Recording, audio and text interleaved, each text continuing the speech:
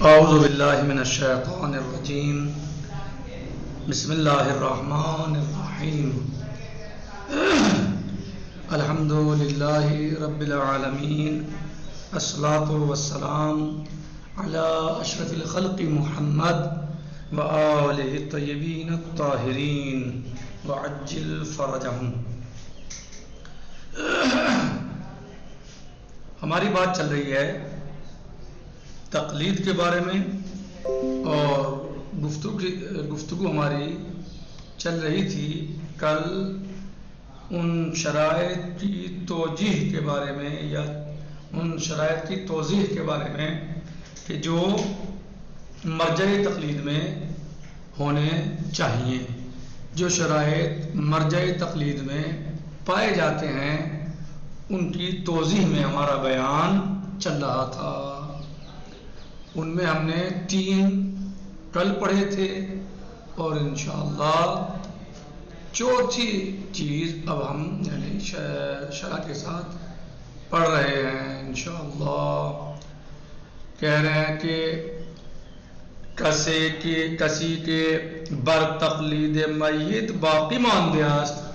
آپ نے پڑھا نا شرائط میں کہ جو شخص مجتہد نہیں ہے اس چاہیے دوسرے انسان کی کہ جو مجتہد ہے احکام میں اس کی تقلید کرے۔ مثلا اب اس میں انہوں نے بہت ساری باتیں بتائی تھی، کس چیز میں کہ وہ انسان، وہ مجتہد کے انسان از او تقلید میں گند باید دارین شرائط باشد، یعنی جس مجتہد کی انسان تقلید کر رہا ہے، جس مجتہد کی مکلف تقلید کر رہا ہے، اس میں ان شرائط کا ہونا ضروری ہے۔ وہ شرائط کیا تھے؟ عادل ہو، زندہ ہو، مرد ہو، بالغ ہو، شیعہ 12 امامیہ ہو، اور احتیاط واجب کی بنا پر عالم ہو، عالم اور حریص دنیا نہ ہو۔ یہ باتیں خلاصے کے طور پر جو ہے بیان کر چکے ہیں، اور ان میں سے بعض کی توضیح بھی ہو چکی ہے۔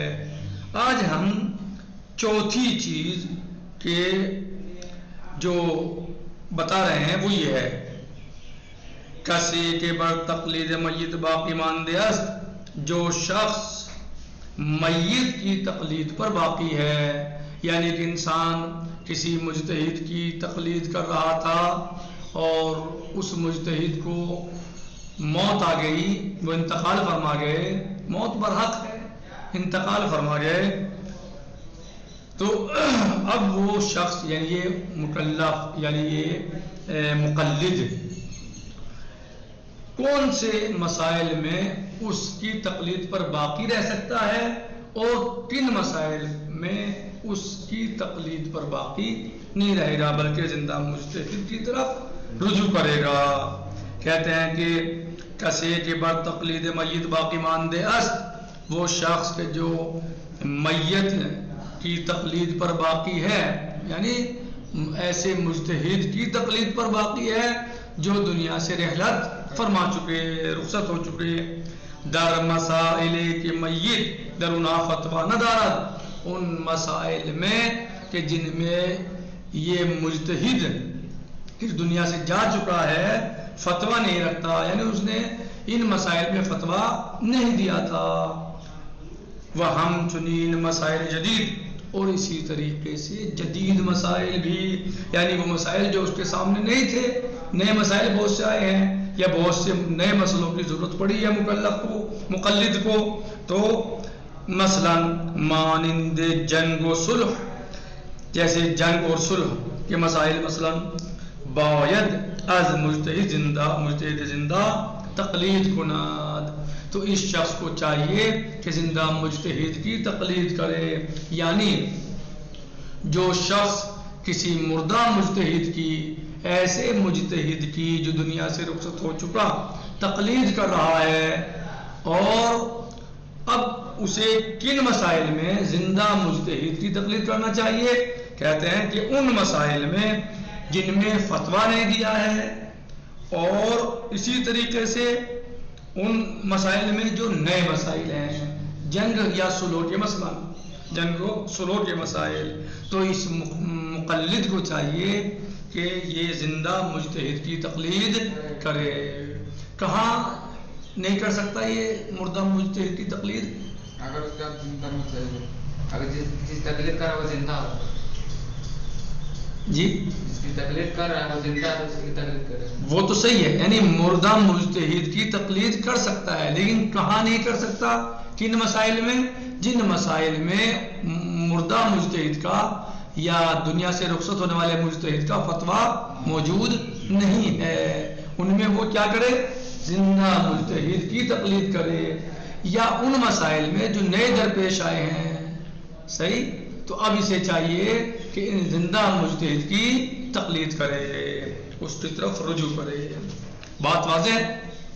بالے کہہ رہے ہیں کہ کیسے کہ بر تقلید میت باقی ماندے است، وہ شخص کے جو مردہ مجتہد کی تقلید پر باقی ہے، مثلا کوئی شخص اس وقت، اور ہیں بہت سے، مثلا بہت سارے لوگ، ممکن ہے کہ آیت اللہ العظمیٰ سید ابو القاسم الموسوی الخوئی رضوان اللہ تعالیٰ علیہ کی تقلید پر باقی ہوں، جو بزرگ لوگ ہیں اس وقت، ہو سکتا ہے ان کی تقلید پر باقی ہوں، ہو سکتا ہے کہ بہت سے امام خمینی رضوان اللہ تعالیٰ علیہ کی تقلید پر باقی ہوں، صحیح ہو سکتا ہے۔ تو کہہ رہے ہیں کہ اگر وہ لوگ یا وہ انسان کے جو کسی ایسے مجتہد کی تقلید پر باقی ہے کہ جو دنیا سے رحلت فرما چکا، تو ان مسائل میں کہ جن میں مجتہد میت کا فتویٰ نہیں ہے، اور اسی طرح ان مسائل میں جو نئے مسائل ہیں، چاہے وہ یعنی جنگ و سلو کے مسائل مثلا وغیرہ وغیرہ، تو چاہیے کہ زندہ مجتہد کی تقلید کرے ایسے مسائل میں، صحیح۔ نمبر 5،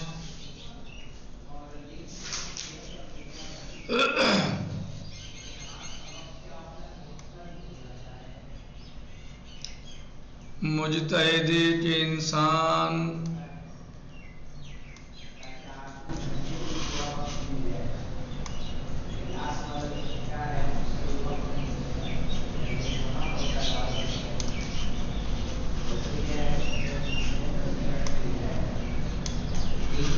نمبر 5، مجتہد کے انسان از او تقلید میں کند، وہ مجتہد کہ جس کی انسان تقلید کرتا ہے، باید پیرو مذہب جعفری، اس کو چاہیے کہ وہ مذہب جعفری کا پیروکار ہو، یعنی جس مجتہد کی تقلید کی جا رہی ہے اس کا جعفری مذہب پہ ہونا ضروری ہے۔ جعفری مذہب میں یعنی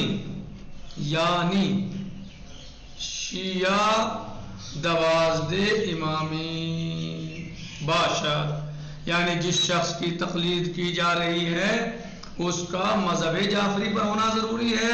مذہب جعفری پر یعنی کیا مطلب؟ یعنی 12 امامی ہونا، 12 امامی یعنی شیعہ 12، یعنی ایسا شیعہ جو 12 اماموں کی امامت پر اعتقاد اور یقین اور ایمان رکھتا ہو۔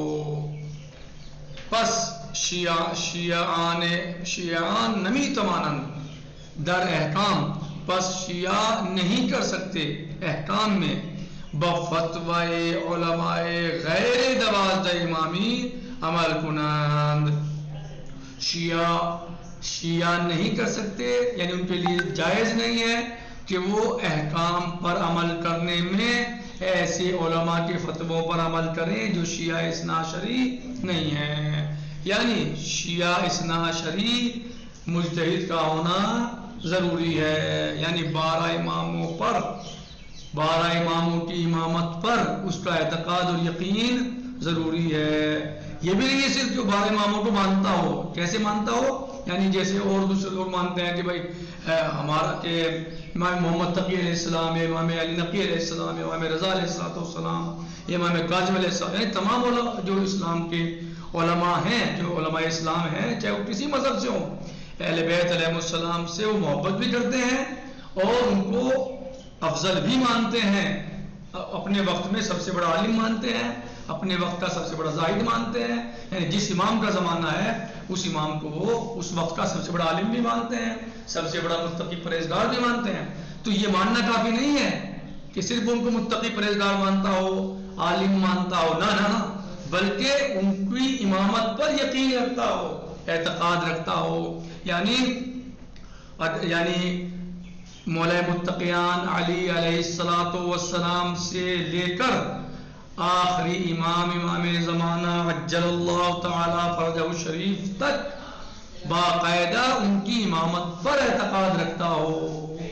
جی، امامت پر، یعنی صرف ماننا کافی نہیں کہ مانتا ہی معنی میں کہ بہت بڑے عالم تھے، سب سے بڑے عالم تھے، نہ، یا سب سے بڑے مثلا زاہد المتقی تھے، نہیں، یہ کافی نہیں ہے، یا مثلا ان سے محبت کرے، نہ، یہ کافی نہیں ہے، بلکہ ان کی امامت پر ایمان ہونا ضروری ہے، یقین ہونا ضروری ہے کہ تمام جو 12 امام ہیں جو نبی اعظم محمد مصطفیٰ صلی اللہ علیہ وآلہ وسلم کے خلیفہ و جانشین ہیں، جی، ان کی امامت پر بعد نبی محمد صلی اللہ علیہ وآلہ وسلم، آپ کی صلی اللہ علیہ وآلہ وسلم کی رحلت اور وفات کے بعد جو سلسلہ سب سے پہلے شروع مولا متقیان علی علیہ السلام کی امامت سے، یعنی جو پہلے امام مولا متقیان علی علیہ السلام ہوئے، تو ان کے بعد جو سلسلہ چلا ہے امام حسن و امام حسین، امام سجاد و باقر و صادق و کاظم و رضا و محمد تقی الجواد و امام علی نقی و امام حسن علیہ السلام، اور ہمارے مولا کا سرکار امام زمانہ عجل اللہ تعالیٰ فرجہ الشریف و سلام اللہ علیہ مجمعین، جی، ان سب کی امامت پر ایمان ہونا ضروری ہے۔ یہ کافی نہیں ہے کہ بہت اچھے انسان تھے، یہ کافی نہیں ہے کہ وہ بہت بڑے عالم تھے، نہیں، بلکہ امامت پر ایمان ہونا ضروری ہے، اور ظاہر ہے جب امامت پر ایمان ہوگا تو اب یہ سب تمام باتیں ہوں گی، وہ معصوم بھی تھے، وہ سب سے بڑے عالم بھی تھے، وہ سب سے بڑے زاہد بھی تھے، متقی پرہیز، یہ سب باتیں اس کے ذہن میں ہوں گی، یعنی ان کی امامت پر ایمان ضروری ہے۔ بات واضح ہے؟ یعنی مجتہد کے انسان از او تقلید میں کند، وہ مجتہد جس کی کوئی انسان تقلید کرتا ہے، باید اس مجتہد کو چاہیے پیرو مذہب جعفری کہ وہ مذہب جعفری کا پیروکار ہو۔ مذہب جعفری یعنی امام جعفر صادق علیہ السلام کا مذہب، یعنی شیعہ 12 امامی باشد، کس معنی میں وہ مذہب جعفری پر، یعنی 12 اماموں کا ماننے والا ہو۔ پس شیعان نمی تواند، پس شیعان نہیں کر سکتے در احکام میں بفتوائے علماء غیر 12 امامی عمل کناد، کہ وہ ایسے علماء کے فتووں پر عمل کریں کہ جو غیر شیعہ اثنا عشری ہوں، یعنی ان کے لیے بات صحیح اور جائز نہیں ہے۔ نمبر 6 کہہ رہے ہیں کہ اسلام وظیفہ زن و مرد را متناسب بطبعیت و چگونگی خلقت وے قرار دادے است۔ جی، اسلام نے، شریعت مقدسہ اسلامیہ نے مرد و زن، یعنی رجال و نساء، خواتین اور مردوں اور خواتین کے طبیعت کے اعتبار سے، ان کی خلقت کے اعتبار سے ان کے وظیفوں کو معین فرمایا ہے، یعنی ان کی تکلیف کو معین فرمایا ہے۔ یعنی شریعت مقدسہ اسلامیہ نے مرد اور عورت کی طبعیت، اس کی فطرت کے اعتبار سے، اس کی خلقت کے اعتبار سے اس کے وظیفے کو معین فرمایا ہے۔ یعنی یہ نہیں ہے کہ کہیں مثلا جیسے کہ بہت سارے لوگ پروپیگنڈا کرتے ہیں کہ اسلام نے عورتوں کے حقوق کو مثلا کم رکھا ہے، ایسا نہیں ہے، بلکہ اسلام نے مرد و زن میں جو وظیفہ معین فرمایا ہے وہ اس کی خلقت اور طبعیت کے اعتبار سے معین فرمایا ہے۔ کتنے ایسے مقامات ہیں آپ دیکھیے، مثلا جو لوگ یہ اعتراض کرتے ہیں کہ اسلام نے مثلا عورتوں کو حقوق کم دیے ہیں یا ان کی آزادی کو سلب کیا ہے، ان کو خود دیکھیے وہ عورت کا کیا احترام کرتے ہیں، وہ خواتین کا کتنا احترام کر رہے ہیں، کیا کر رہے ہیں، ان کی کیسی بے حرمتی کرتے ہیں وہ، عورتوں کی، اور کیسے ان کو جو ہے مثلا وہ سڑکوں پہ بہانا پھرا کے ان کی توہین کرتے ہیں، یا سڑکوں پہ بغیر حجاب اور بغیر مثلا جو ہے وہ پردے کے ان کو لا کر یہ ان کی یعنی وہ چیز بہتر ہوتی ہے، اچھی ہوتی ہے کہ جو پردے کے اندر رہے جی، یا وہ چیز بہتر یا وہ بہتر ہے کہ جو سڑکوں پہ بغیر پردے کے مثلا یا اور دیگر چیزیں. حالانکہ اسلام نے عورتوں اور مردوں کو ان کی خلقت اور ان کی طبیعت کے اعتبار سے حقوق دیے ہیں. یہ اور بات ہے کہ لوگ کس چیز کو اب عورتوں کا حق مان رہے ہیں اور کس کو حق نہیں مان رہے، یا ان کی طبیعت سے ہٹ کے ان کو حق وہ کیا بتانا چاہتے ہیں وہ بہرحال وہ جانتے ہیں. حالانکہ اسلام میں ایسا نہیں ہے، بہت ساری چیزیں ایسی ہیں.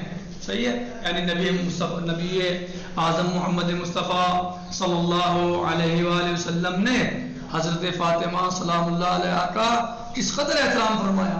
اور آپ سلام اللہ علیہ یعنی فاطمہ سلام اللہ علیہ جب بزم نبی محمد مصطفیٰ صلی اللہ علیہ وآلہ وسلم میں تشریف لاتی تھیں تو نبی اعظم محمد مصطفیٰ صلی اللہ علیہ وآلہ وسلم آپ کے احترام میں کھڑے ہو جایا کرتے تھے.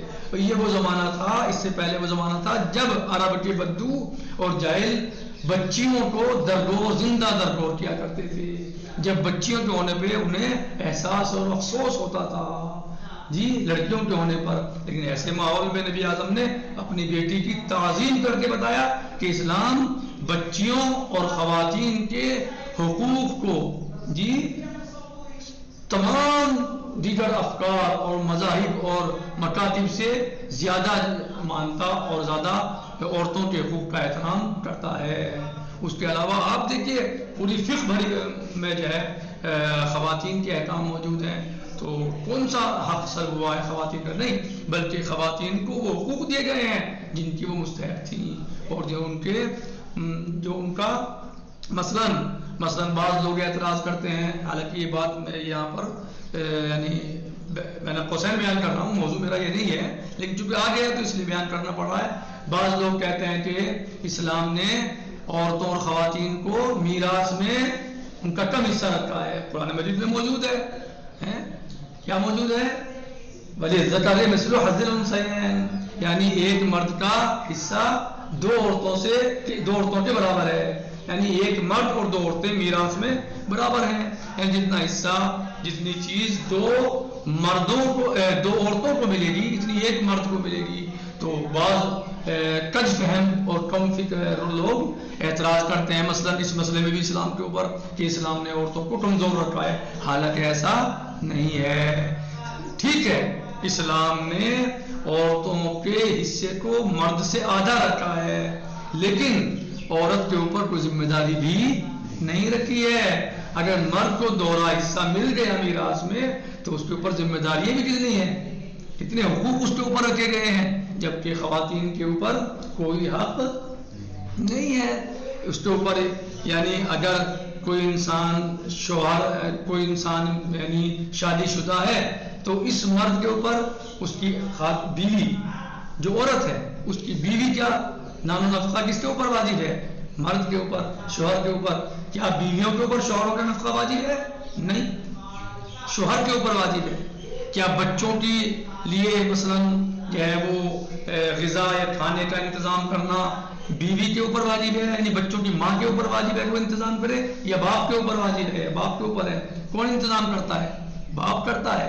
صحیح ہے، وہ الگ چیز ہے کہ کوئی کیا کر لے، وہ الگ چیز ہے. لیکن اگر ایک فقیر شوہر بھی ہے تو اسلام نے اسی کے اوپر واجب کیا کہ وہ بیوی کا خرچ اٹھائے، بیوی کی ذمہ داریوں کو برداشت کرے، بیوی کے رہنے کھانے پینے اور پہننے کا انتظام کرے. صحیح، چاہے بیوی کتنی ہی مالدار ہو، اسلام نے اس سے مطالبہ نہیں کیا کہ وہ اپنے شوہر کا خرچ اٹھائے، اپنے فقیر شوہر کو کھانا کھلائے، یا اپنے فقیر شوہر کو مثلا جو ہے وہ اس کی جو ہے مالی مدد کرے. ایسا نہیں کیا اسلام نے، ایسا حکم نہیں دیا، بلکہ برعکس اس کے مردوں سے کہا کہ چاہے فقیر بھی ہو بیوی کا خرچ اٹھانا واجب ہے، چاہے بیوی کتنی ہی مالدار ہو.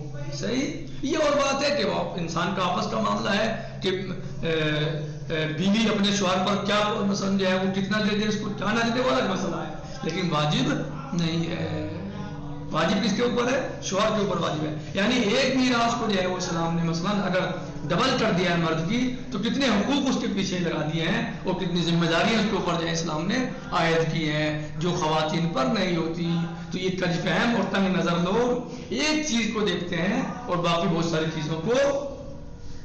ساری چیزوں سے نظریں بند کر لیتے ہیں، نظریں ہٹا لیتے ہیں یا جان بوجھ کر پس پشت ڈال دیتے ہیں.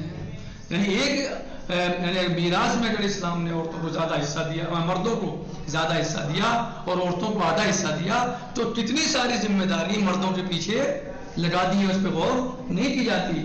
تو اگر آدھا حصہ یعنی ڈبل اس کو مل ہی گیا تو ڈبل میں کتنا، ہر گھر میں کتنی میراث مل جاتی ہوگی، کتنی مل سکتی ہے. لیکن خرچ تو مستقل ہوتا ہے جو مرد کے ذمہ ہے، جو شوہر کے ذمہ ہے. صحیح. تو یہ کج فہم اور بہت سے اس طرح کے یعنی مغالطے میں ڈالنے والے اشکالات بہت سارے اسلام دشمن یا کج فہم لوگ، یہ تنگ نظر لوگ ایسے یعنی اعتراضات اسلام پر کرتے ہیں کہ جو اعتراض ان میں اصلاً ہے ہی نہیں، ان کی کج فہمی اور غلط فہمی ہے. وہ حقائق کو یہ تو سمجھ نہیں رہے ہیں، یہ سمجھ رہے ہیں تو ان کو چھپانا چاہتے ہیں اور صرف اسلام یا مسلمانوں پر ہجوم یا شریعت مقدس اسلامیہ پر وہ ہجوم کرنا چاہتے ہیں. کہتے ہیں کہ اسلام وظیفہ زن و مرد را متناسب بطبیعت و چگونگی خلقت بے قرار داده است. شریعت مقدس اسلامیہ نے مرد و زن کے وظیفے کو، مرد و زن یعنی مرد اور عورت کے وظیفے کو اس کی خلقت اور اس کی طبیعت کے اعتبار سے قرار دیا ہے.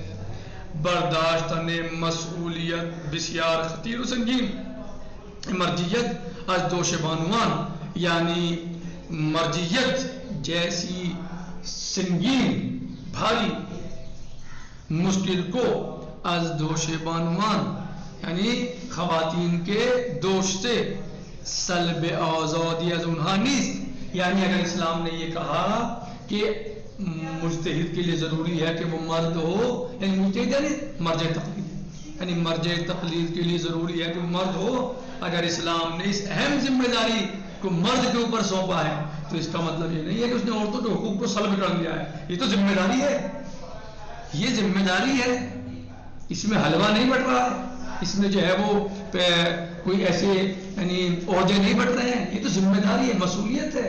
مرجع تقلید کی بہت بڑی ذمہ داری ہے. تو اگر مرجع تقلید ہونے کے لیے اور شرائط کے ساتھ مرد کی شرط رکھی ہے تو اس میں عورتوں کے حقوق کو سلب نہیں کیا گیا ہے کہ عورتوں کے حقوق کو سلب کر لیا، بلکہ اسے ایک بہت بڑی ذمہ داری سے بچایا ہے. یہ کہا جائے انہا نیست چون در اسلام، اس لیے کہ اسلام میں بانوان ہم میں توانن، اس لیے کہ اسلام میں خواتین بھی عورتیں بھی ہو سکتی ہیں، کر سکتی ہیں. کیا؟ در علوم اسلامی، علوم اسلامی میں، اسلامی علوم میں تا اجتہاد ہم پیش بروان، اجتہاد تک پہنچ سکتی ہیں. کس نے منع کیا کہ وہ مجتہد نہ ہوں؟ مجتہد ہوں، قرآن و حدیث و احکام حاصل کریں، کر سکتی ہیں. تا اجتہاد ہم پیش بروان کہ وہ اجتہاد تک پہنچ جائیں. وہ احکام خدا را از منابع آن، اور اللہ عز و جل کے احکام کو ان کے منابع سے، منابع کون سے ہیں؟ قرآن و حدیث جو منابع ہیں احکام حاصل کرنے کے، یعنی قرآن و روایات استخراج کنند. عورتوں کے لیے بھی جانے کا یعنی کوئی مشکل نہیں ہے شریعت مقدس اسلامیہ میں کہ وہ منزل اجتہاد کو پہنچے. وہ از کسی تقلید نہ کنند، اور وہ کسی مرد کی تقلید نہ کرے. اگر کوئی خاتون، کوئی عورت کر سکتی ہے کہ وہ اجتہاد کے درجے کو فائز ہو جائے، منزل اجتہاد کو پہنچ جائے، تو وہ منزل اجتہاد کو پہنچ سکتی ہے اور پھر اس کے اوپر واجب نہیں ہے کہ وہ کسی اور مجتہد کی تقلید کرے.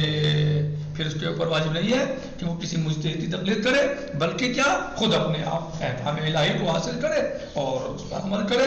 تو اسلام نے حق سلب نہیں کیا، اسے منع نہیں کیا کہ وہ مجتہد نہیں ہو سکتی. مرجع تقلید کے بارے میں کہا ہے تقلید، مرجع تقلید مرد ہونا چاہیے.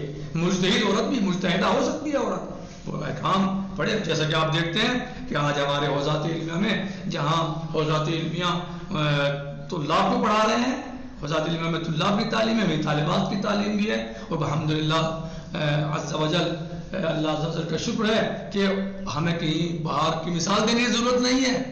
صحیح، آپ کا حوزہ خود اس خدمت کو انجام دے رہا ہے کہ جہاں طلاب کو درس دیتا ہے، میں طالبات کو بھی درس دیتا ہے. تو درس کوئی ابس دے رہے ہیں بلا وجہ وہ پڑھ رہی ہیں یا ہم پڑھا رہے ہیں؟ نہیں، بلکہ تاکہ وہ منزل اجتہاد کو پہنچ جائے اگر پہنچنا چاہتی ہیں تو اس کے لیے بہترین مثال ہمارے پاس تو ہمارا حوزہ ہے. اور اس کے علاوہ جو دنیا میں حوزات علمیہ برائے نسواں ہیں، یا تو جس طرح مردوں کے لیے حوزات چل رہے ہیں ایسے ہی خواتین کے لیے حوزات چل رہے ہیں. اور جس طریقے سے مرد طالب علم حاصل کر رہے ہیں، اسی طرح طالبات بھی علوم آل محمد علیہ السلام کو حاصل کر رہے ہیں اور شریعت مقدس اسلامیہ کے علوم کو حاصل کر رہی ہیں. اور اگر وہ چاہیں، ان کے اندر توانائی ہو، طاقت ہو، تو وہ منزل اجتہاد کو پہنچ سکتی ہیں. اور تمام تو مرد بھی نہیں پہنچتے منزل اجتہاد کو، تمام تو رجال بھی نہیں پہنچتے منزل اجتہاد کو.